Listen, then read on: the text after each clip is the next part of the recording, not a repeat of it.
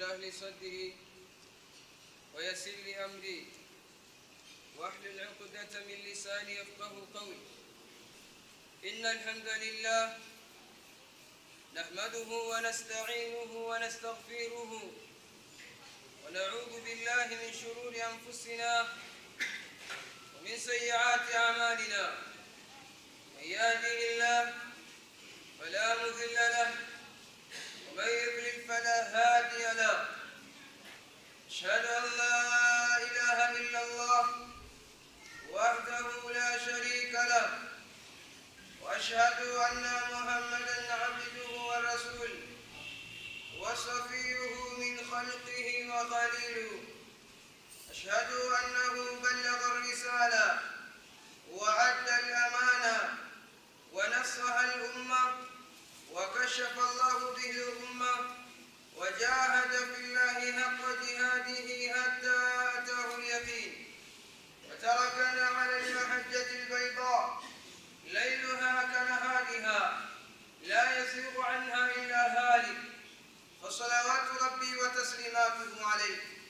أما بعد، فإن أصدق الحديث كتاب الله، وخير الهدي هدي محمد صلى الله عليه وسلم، وشر الأمور محدثاتها، وكل محدثة في الدين بدعة، وكل بدعة ضلالة، وكل ضلالة في النار. يقول سبحانه وتعالى: يا أيها الذين آمنوا اتقوا الله وقولوا قولا سديدا يصلح لكم أعمالكم ويغفر لكم ذنوبكم ومن يطع الله ورسوله فقد فاز فوزا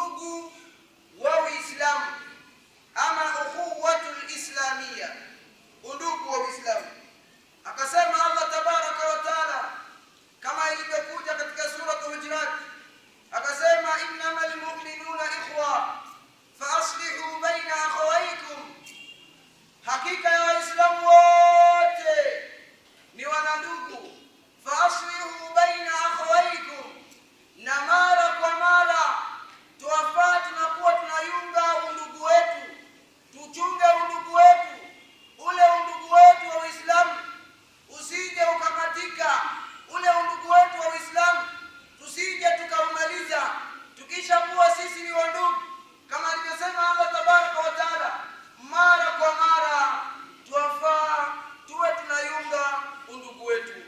Lakini ndugu zangu katika imani, Waislamu asrina hadha, Waislamu wa zama hizi, leo undugu wa Uislamu hawauthamini, wametanguliza maslahi yao na mambo yao, kinyume na amri ya Allah, kinyume na mafundisho ya Nabii Muhammad sallallahu alayhi wasallam. Allah mwenyewe anatuelekeza na kufundisha kitu, sisi tunataka tuingize mambo yetu. Mtume anakuja anatuongoza, tunataka sisi tutangulize maslahi yetu ama malengo yetu. Lakini kwa hakika Waislamu wote, Muislamu unayemtizama, aidha atakuwa ni Muislamu wa Amerika, atakuwa ni Muislamu wa China, atakuwa ni Muislamu wa Saudi Arabia, haumjui kinachokufanya wewe na yeye kuwa wandugu, yeye kuwa kaka yako kuliko hata kaka yako unayezaliwa nayo tumbo moja, ikiwa kama haiko katika imani moja ya Uislamu. Lakini leo tunadharauliana. Kwa hiyo tunadharauliana, tumesahau kuwa sisi ni wanandugu. Kwa nini tunatafiliana majina? Tumesahau kwamba sisi ni makaka. Wao kwa Muislamu na mimi kwa Muislamu. Muislamu unayemtizama ndani ya hii dunia ni mtu wa thamani katika maisha yako, ni mtu wa thamani, ana ukaribu na wewe kwa mujibu wa kauli ya Allah tabaraka wa taala kuwa sote Waislamu ni wanandugu, na Mungu akaweka njia mara kwa mara tunakuwa tunaweka undugu wetu. Ina maana tukiwa tumekoseana sisi kama Waislamu, mwongozo upo, Nabii amekuja kwetu sallallahu alayhi wasallam kuja kutuongoza. Watu wengi Nabii akisema kauli wanasema si maneno ya Allah, haya ni maneno ya Nabii. Tunamaliza shaka na dauti tukisema wama yantiqu anil hawa in huwa illa wahyu yuha allamahu shadidul quwa dhu mirratin fastawa wa huwa bil ufuqil a'la. Nabii hakuna chochote alichokifundisha kwa sababu ya maslahi yake, kwa sababu ya matamanio ya nafsi yake. Eti alikuwa anapenda kudesign Uislamu, ilikuwa ni wahi kutoka kwa Allah tabaraka wa taala. So that's why maneno ya Mtume tunafaa tuyashikilie heshima. Nabii ametuhusia wewe Muislamu, ikiwa umekorogana na ndugu yako Muislamu, lipi la kufanya? Lipi la kufanya? Wafaa ukimbilia Qur'an. Qur'ani inamzungumziaje huyu sahibi wako ambaye ni Muislamu kama wewe? Hadithi Nabii alikuwa anatufundisha nini? Ikiwa tumekorogana, ikiwa tumesumbukana, sisi ni wanadamu, tunakaa pamoja, lazima tusumbuane. Kipi cha kufanya? Guidance ya Mtume sallallahu alayhi wasallam inakuja baada ya kuchunguza. Anatuambia nini Allah tabaraka wa taala? Laqad ja'ala Allahu baina al-mu'minina ikhwa, hakika ya Allah tabaraka wa taala amelifanya Waislamu waaminifu ni wandugu. Allah amelifanya Waislamu waaminifu ni wanandugu ama ni wandugu kwa kauli ya aya ambayo nilitangulia katika Qur'ani. Laqad ja'ala Allah ukhuwatul islam a'zam min ukhuwatin nasabi. Allah tabaraka wa taala undugu wa Uislamu ameufanya kuwa wa juu kuliko hata undugu wa familia, kuliko hata undugu wa damu.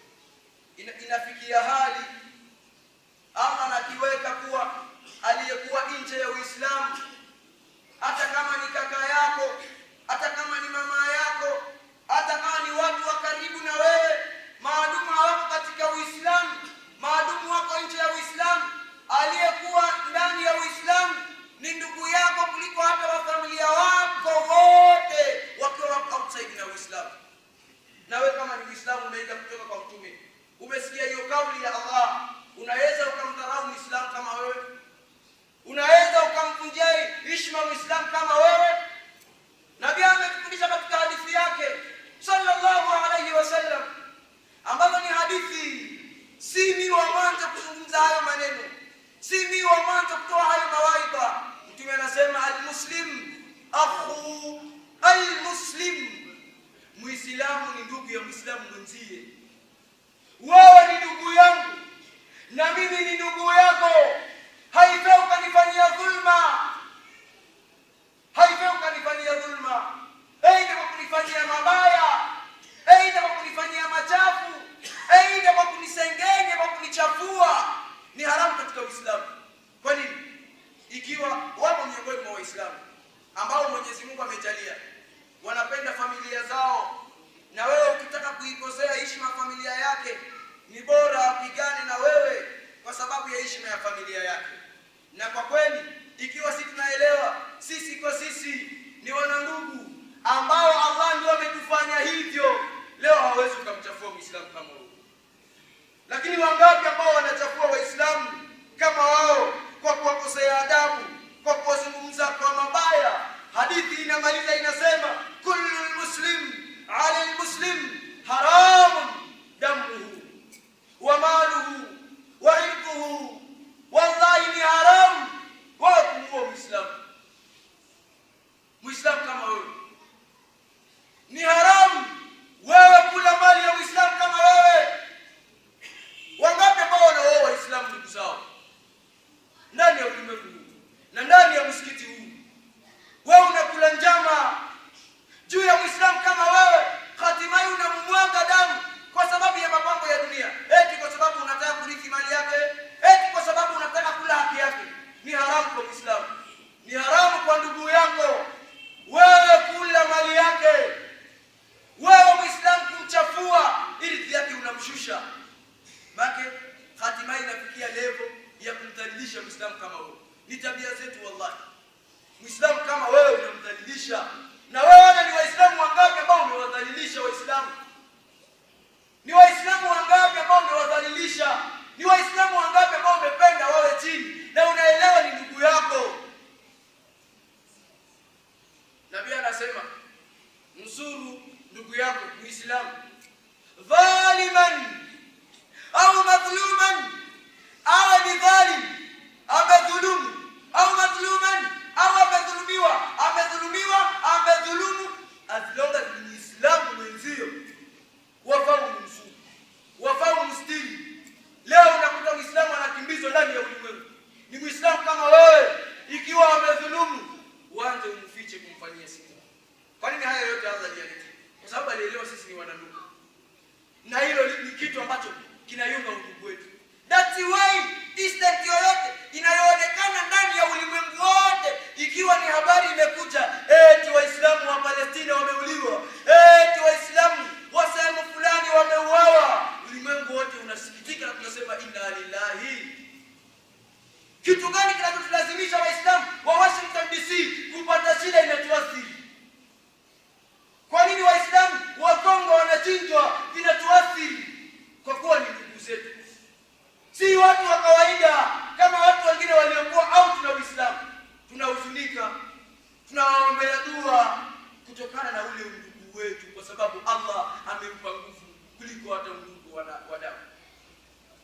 Tizama sahabi al-jalil, mmoja katika maswahaba wa Nabii Muhammadin sallallahu alayhi wasallam, Abu Ubaida Amir ibn al-Jarrah, لما رأى أبوه قبل إسلامه في غزوة بدر. يا أبو عبيدة بن الجراح قبل إسلامه katika vita vya Badri, aliona baba yake wa huwa yuqatilu almuslimina, anawaua Waislamu katika vita. Huyu ni Muislamu, Abu Ubaida ibn al-Jarrah ni Muislamu na ni moja katika maswahaba wakubwa wa Mtume Muhammad sallallahu alayhi wasallam. Ni miongoni mwa maswahaba ambao ni 10 walioahidiwa jana wakiwa hai. Kabla Islami alimuona baba yake akiwaua Waislamu, wao yuqatilu muslimin, anawaua Waislamu katika vita vya Badr. Alifanyaje Waislamu? Fadafa anhu, akakwenda kuwatetea Waislamu Abu Ubaida, wakatalahu, na akamuua baba yake. Tizama baba yako wewe unamuua. Alimuua kwa sababu gani? Kwa sababu ya kuokoa nafsi za ndugu zake katika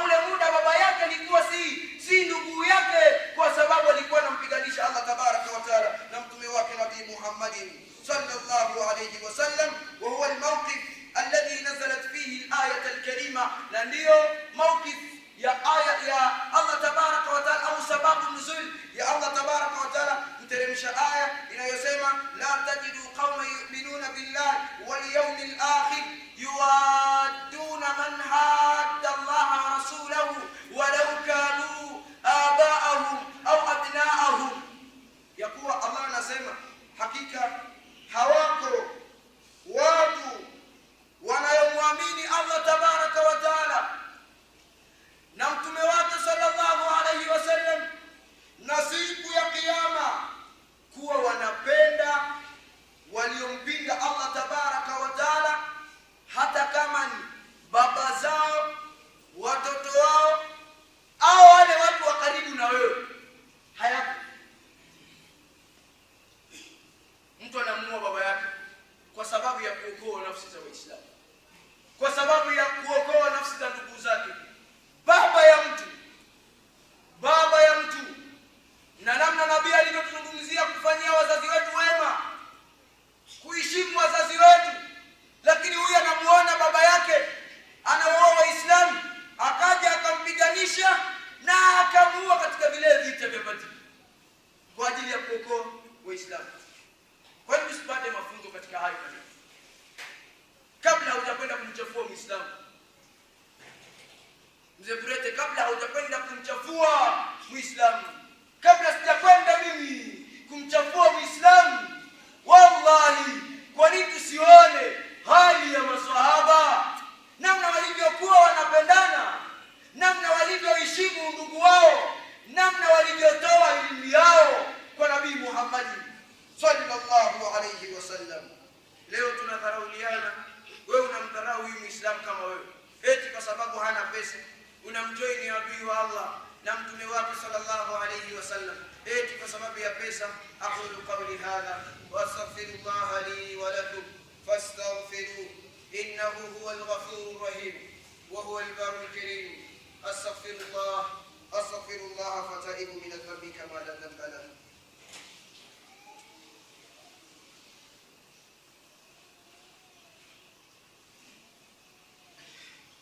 الحمد لله وحده والصلاة والسلام على من لا نبي بعده وعلى آله وأصحابه ومن تبعهم بإحسان إلى يوم الدين. أوصيكم مرة أخرى بتقوى الله تبارك وتعالى. baada ya kumhimidi Allah tabaraka wa taala ambaye ametoa katika kipengele cha hotuba yetu ya mwanzo na anatuelekeza katika mwisho wa ukumbusho wetu wa leo. Maudhui leo, ukumbusho wa leo, tunazungumzia ukhuwatul islamia, undugu wa Uislamu. Na kama nilivyohakikisha kuwa Allah tabaraka wa taala ametumaliza dauti na shaka kuwa Muislamu unayekuwa karibu na yeye, Muislamu ambaye ni jirani wako, Muislamu ambaye unasali naye, Muislamu aliyekuwa nje ya hii dunia ama ya Uganda yetu, ni ndugu yako, ndugu zangu katika imani, kuliko hata ndugu yako aliyekuwa nje ya Uislamu na mmezaliwa kwa damu, kwa mama toka nitoke.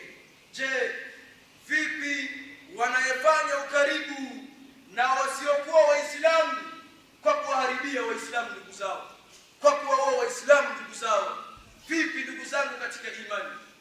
Watu unashikamana na maadui wa Mungu waliomkufuru Mungu na mtume wake kwa kupiganisha, kwa kuwaua ndugu zako Waislamu. Katika neema za Allah alizotupa sisi kama Waislamu, msione mara nyingi kuna watu wengine wanakuja kusilimu hapa msikitini, zaidi sana misikitini mikubwa. Usiku na mchana unaweza uliza imamu, umewapokea wasilimu wangapi? Anakuambia jana tulipokea wengine, juzi tukapokea wengine, hata leo tumepokea wengine. Msione watu wanakuja kusilimu. Baadhi yao maslahi yao ni kuja kuwa ndani ya Uislamu, na maslahi yao makubwa ni kuja ona namna ya kuteketeza Uislamu. Hai, leo kuna Waislamu ambao wanawaunga mkono. Unaona watu ni sababu ya Waislamu kuuawa, tunawaunga mkono, wallahi tunashikamana nao katika mkono kwa sababu ya kuangamiza na kuwaua Waislamu ndugu zetu, ndugu zangu katika imani.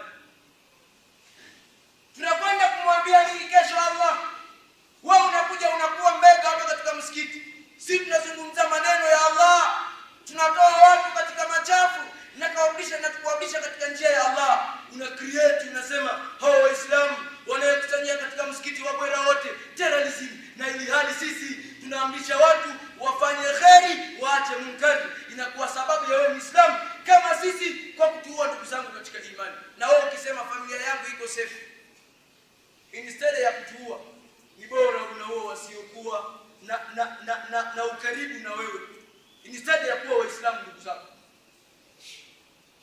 Tumejisogeza na wale ambao wanatumaliza ndugu zangu katika imani. Wallahi nawahakikishia ni Mungu anasema, na wapo wallahi Allah hawezi kusema uongo.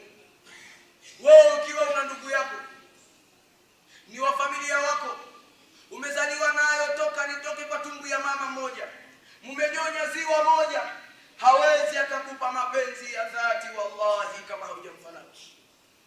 Leo tizame vita inayokuwa ndani ya ulimwengu ni kupiganisha Uislamu, na Mungu akathibitisha akasema, walan tarda anka alyahudu wala nasara hatta tattabi'a millatahum. Mayahudi na manasara hawawezi kutupenda na wakaridhika na sisi hatta tattabi'a millatahum, mpaka sisi tuwafanane. Wallahi tuthaminiane, usiende kumpa siri za Uislamu asiyefanana imani yako. Leo Waislamu wanajazana street, wanakaa mambo ya masjid wanayachukua outside, wakati aliyekuwa adui wako hautamkuta hata siku moja anakuja kumchafua ndugu yake mbele yako. Tuone haya mbele ya Mungu. Eti sijue huyu kadha wa kadha, nje unamchafua Muislamu, na wale unayowaambia kumchafua Muislamu ndugu yako na Waislamu anakuona anakucheka. Inna lillahi wa inna ilaihi rajiun. Kwa msaada mkubwa unanihitaji, kwa msaada mkubwa ndugu zangu katika imani na kuhitaji. Ndio maana akasema Nabii Muhammad, akasema al-mu'min lilmu'minu kalbunyan, Muislamu juu ya Muislamu ni kama jengo. Mnaelewa nini katika hayo maneno? Hii masjid kuitwa jengo ni kwa sababu hii pole ina support hii, na hii ina support nyingine, na hii ina support nyingine, na hii tuabitwe hivyo. Akileo mimi nainuka, unaanza kuhitajia mengi. Huyu ametafuta pesa ya mizimu, na unajua mimi Muislamu kama wewe naamka alfajiri kwenda kutafuta riziki ya watoto. Kama wewe unaona biashara yangu, naona biashara yako, kwa nini kesho nitamke kauli ya kusema Muislamu kama mimi huyu huenda ikawa amemaliza familia wake, pesa yeye anatoa wapi? Na unaona nafanya kazi, na wewe unataka pesa, kwa nini usiua familia wako ukaleta pesa ya mizimu? Kwa sababu kila mtu anatafuta pesa, na umeelewa pesa hii. Na unamwona Muislamu anakwenda kufanya, anaamka asubuhi, jioni anarudi vile vile, lakini unamchafua kwamba huyu kadha wa kadha, kwamba huyu kadha wa kadha. Sisi ni kama jengo, tuabidi tubebeane shida. Ukisikia fasi wanataka kushusha Uislamu ama Waislamu, wafauti hali kwa sababu wewe ni ndugu zao. Usije ukafanya unafiki wa kusema wacha Waislamu wa Kongo, eti wacha Waislamu wa Burundi, eti wacha Waislamu wa sehemu fulani wauawe kwa sababu si ndugu zetu. Hao ni ndugu zako kuliko hata wale mandugu zako ambao umezaliwa nao katika tumbo moja. Faida ya ndugu wetu, nikimaliza maudhui yangu, wewe unanihitaji na mimi nakuhitaji.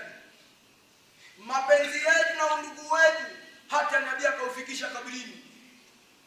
Nabii sallallahu alaihi wasallam baada ya kustiri maiti za Waislamu, baada ya kumzika moja katika Waislamu, Nabii alikuwa akisimama pembeni ya kaburi, anawatolea Waislamu salamu na anawaambia istaghfiru li mayitikum au istaghfiru li akhikum, takieni ndugu yenu msamaha, ambao huo msamaha unahitaji. Alhaji Kasokolo, unahitaji huo msaada kwangu ukiwa umekufa. Nikiwa nimekufa nahitaji huo msaada kwangu. Hata wa familia wako, toka nitoke kwa mama, tumenyonya ziwa moja, uko kaburini, hawezi kukuombea dua mpaka hao Waislamu. Nabii ametaja ndugu zenu, aliyekuwa nje si ndugu yenu. Mtakieni msamaha ndugu yenu. Ibrahimu mara kwa mara alikuwa anamwombea baba yake dua, na yuko hai.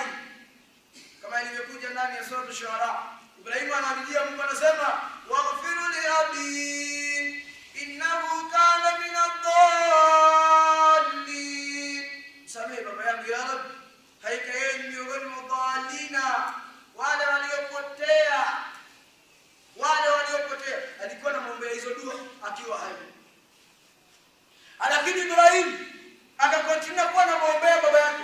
Baba yake alipokufa ala shirki, katika ule ushirikina. Sasa msaada unakuwa umekwisha. Unamwombea hata usiyemjua. Faida iko wapi kwa ndugu zako? Wewe baba yako, aidha mama yako, unamwombea dua vyovyote utakavyopenda kumwombea akiwa hai, lakini akifa ni haramu kumwombea.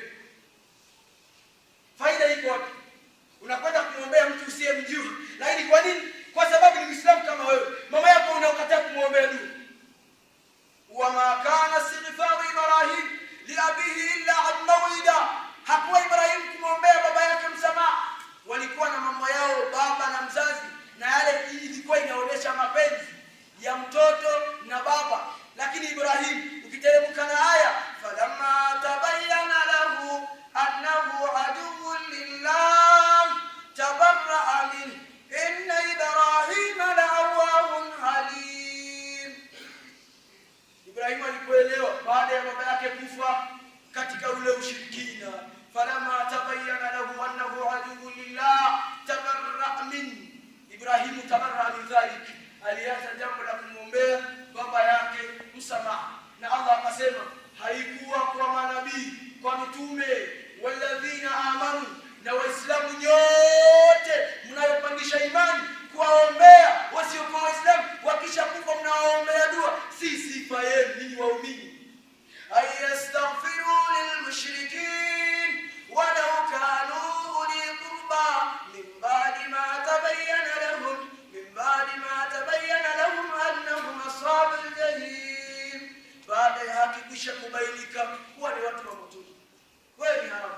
Umuhimu uko wapi wa ndugu yako?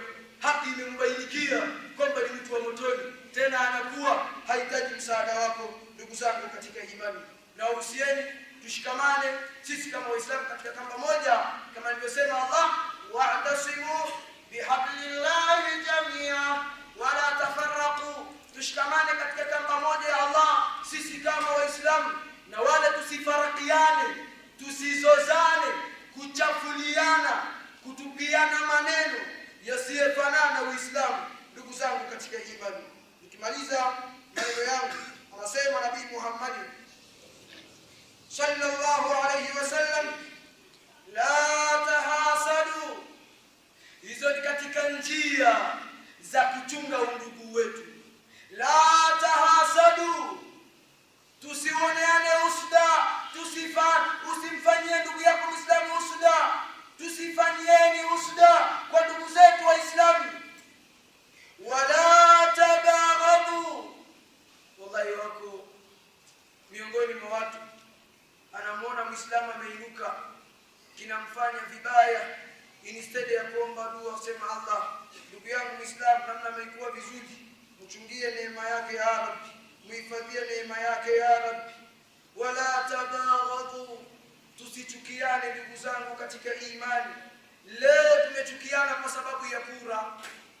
Wallahi mpaka tunataka kuvunja undugu wetu kwa sababu ya politics na furaha ya dunia isiyekuhusu zaidi, isiyekuwa na faida kubwa kwako. Leo Waislamu tumetoka katika election, lakini watu wanatupiana maneno ya ukafiri. Wallahi mpaka unasema huenda ikawa hawa watu hawakuja kutoka kwa mtume. Mtu anatupia Muislamu maneno, eti fulani ameanguka leo, sigiri ya kwako imezimika, inna lillahi. Wewe unawasia nini? Eti sigiri ya kwako imezimika. Hayo ni mambo ya kuleta chuki na kutaka kubomoa ndugu wetu. Hawezi kumtumia maneno kama hayo akhi ndugu yako. Eti leo tutaona kama mtanunua magari kwa sababu mtu wenu amepita. Maneno ya ukafiri. Kwa nini tusikubali kwamba nabii amekuja kutuongoza na nabii amekuja kutufunza? Wala tadabaru, tusipeane tupiane migongo Waislamu. Ni makosa kabisa Muislamu kama wewe kumtupia mgongo, kuwaona kama mambo shida ambazo unapata kama wewe hauhusiki. Ni makosa sana. Aidha unaniona katika magumu, kuonekana kama hayo magumu ni yangu, unafaa unanielekea na kuniondolea ikiwa kuna uwezo wa kunitoa ndani ya yale magumu, na wala tusiwe tunapelelezana sisi kwa sisi. Wewe unachunguza mpaka ya huyu mpaka uingie kwa huyu, na ni ndugu yako Muislamu, kwa kutaka kumshindisha, aidha huenda ikawa kwa nia mbaya. Jua ya kwamba unanihitaji kwa sababu niko Muislamu kama wewe, na mimi mwenyewe kadhalika na kuhitaji. Kuna kisa imewahi kulikuwa hapa katika Bwera Hospital, shule yetu. Hii hospital yetu kubwa. Ni ulimi hauna mfuko. Mke wangu alikuwa anakwenda kuzaa. Sasa mimi nimerudi nyumbani, nimekuta hospital wamefunga. Wanasema muda wa kuingia ni mpaka ungoje masaa fulani hasa ndio kuingia. Kisa wallahi imewahi kunifikia, si kisa ya mbali wallahi.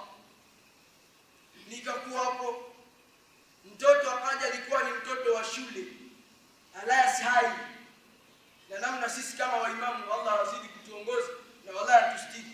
Mimi nakuhakikishia tuko katika leadership aidha huende ikawa tunakuwa kama makomando. Wewe unavaa kanzu na mimi navaa kanzu, hakuna kitu kitaonesha huyu ni imamu na huyu si imamu. Yule mtoto akaja, apart from imamu wetu mkubwa, ana kadi sehemu yote anapita. Mimi nakumbuka nilitembea naye katika COVID-19, randi block zimefungwa, hakuna kubeba mtu nini. Tulipita randi block wakaifungua, wanamuelewa ni imamu na ni mtu ana kadi inamuonesha kuwa ni imamu wa Uislamu. Sasa mimi nimekwenda na hadithi ndogo ambazo ninazo kichwani. Wallahi mtoto wa shule Alliance High, wallahi ambao ni wanafunzi wetu, amekuja na logo inaandikwa hapo school imam. UPDF walipitisha yeye, wakasema pitisha yeye kwa sababu yeye ni imamu wa watu. Nikabaki pale nasema astaghfirullah. Yeye akapita na mtoto wa shule anashangaa, mimi bado napiga line ningoje ile mida. Na nyinyi mnaenda kwa hospitali, mnajua hii hali iko. Sasa amekuja Muislamu wetu Mzee Hussein, mnamuelewa, kwa nusra ya Allah alipotoka juu anakuja akutasema shehe kuja ingia, akawaambia wale huyu iko mtu kubwa. Ndio askari wakaniingiza baada ya utetezi wa Muislamu, akasema huyu iko mtu kubwa, ndio akanipitisha. Lakini mwanzo walisha mtoto wa shule hawana thamani yangu. Wewe ukiwa umeniona mimi sehemu popote, utajua msaada umekaribia kama uko katika magumu. Na mimi nikikuona sehemu yoyote lazima nione niko uhuru, kwa sababu nimeona ndugu yangu. Lakini leo huko hapa mna mapesa makubwa, mzee na mpya, hamwezi mkaona ndugu zenu Waislamu. Eti mshinde kutoa zaka, nyinyi wenyewe mjaribu kuona hata Waislamu wenu, umwone huyu ni Muislamu kama mimi. Aidha kwa upande wengine ni jirani wangu, lakini mthaminie takuwa ni ndugu yako. Msaidie kwa upande wengine, mpe biashara, mwambie nakupa kapto, ama huenda ikawa na kusaidia. Ukifanya hivi unaweza kuwa sababu ya wewe kuinuka. Hata na mtu kumpa akili wallahi inashindikana Waislamu. Kwa hiyo roho zetu ziwe chafu. Hata kumpa mtu akili na nasaha kusema namna ninavyoona naweza tukafanyana hivi, tukainuana hivi, lakini hilo kwa sababu ya kuchunga huo ndugu nalo limetushinda ndugu zangu katika imani. Tujaribu kuoneshana mapenzi kati yetu. Huyo kwa hiyo sekta alinionyesha kuwa Muislamu ananihitaji, na mimi wallahi Muislamu na mhitaji. Kiso kingine ni yangu binafsi. Huyo ajitoa, mimi namuombea dua wallahi. Si dua ya unafiki, eti ni ya fakhri. Aliwahi kuniokoa. Nimeshazika baba yangu amekufa. Pesa yote iliishia hospital. Niko najenga nyumba yangu inataka kuanguka. Nikamwijia toa Masudi, nikasema waje nijenge imani. Nasema ni ndugu yangu. Na wengine Waislamu wakiona mtu ameinuka kidogo, ukiniona ufurahi, uwe hata uoneshe raha kwamba Muislamu kama mimi ni ndugu yangu, amenijia kutokana na mazito yangu. Ikiwa hauna eti bora mpe nasaha. Nilipomfikia mzee baba akasema, nikamwambia hivi. Nasema shehe, hayahitaji marefu, niambie nyumba inataka kuanguka, pesa yote sina, na mimi nataka unipe pesa niwezeke nyumba yangu. ikijaonekana mimi nitakuja kukupa pesa. Wallahi kwa roho ya Uislamu, na alinionyesha undugu, nikasema na uhitaji na yeye kumbe ananihitaji. Akaninyoshia milioni za pesa nitakwenda kuwezeka nyumba yangu. Hayo mapenzi yote tujaribu kuoneshana hayo mapenzi. Maswahaba wallahi walikuwa wanapendana zaidi kwa ajili ya kutunga undugu wao katika vita vya Rumuki, kama si katika Ghazwat Tabuki. Waliwahi kuoneshana mapenzi yao, wote wakawa haja yao ni akiwi, wanahitaji maji, aliyewaletea maji akawaletea maji, wamepiga safu nzima wote kapeti wanahitaji maji. Akampa wa mwanzo maji, akamwambia ndugu yangu chukua maji kwa ajili ya kuokoa uhai wako. Huyu akamwambia mupe aliyekuwa pembeni yangu, ndugu yangu huenda ikawa anaishi vibaya kuliko mimi. Na huyu akamwambia mupe aliyekuwa pembeni yangu. Huyu akapiga safu nzima mpaka wa mwisho akamwambia rejea umpe ndugu yangu, huenda ikawa taabani kuliko mimi. Huyu akamfikia wa kwanza maiti, wa pili maiti, akatembea safu nzima wote wamekufa, na akaramika, nimeleta maji, nimeshindwa kumpa yoyote kwa ajili ya kuokoa uhai wake. Kwa sababu gani walifanya hayo yote? Wayuthiruna ala anfusihim walau kana bihim khasasa, walikuwa wanapendekeza ndugu zao. Ni bora hata wewe uwe vizuri, ananyima nafsi yake, ni bora wewe upate. Na sisi tuige kwa hao. Hakuna mtu mwingine atakayekuja kutufundisha.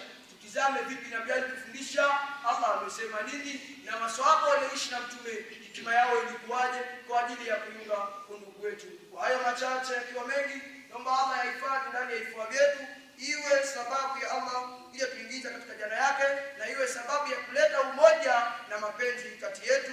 Inna Allaha wa malaikatahu yusalluna ala nabii ya ayyuhalladhina amanu sallu alayhi wa sallimu taslima.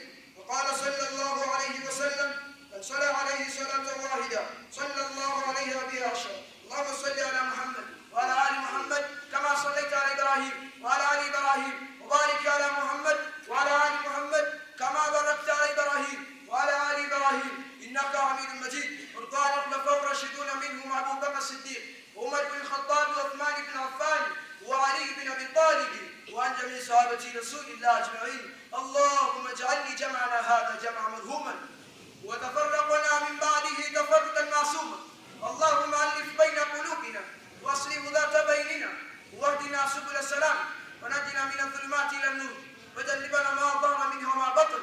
اللهم بارك لنا في أسماعنا وأبصارنا وقلوبنا وأزواجنا وأولادنا وذرياتنا، وتب علينا إنك أنت التواب الرحيم. وأقم الصلاة إن الصلاة تنهى عن الفحشاء والمنكر ولذكر الله أكبر.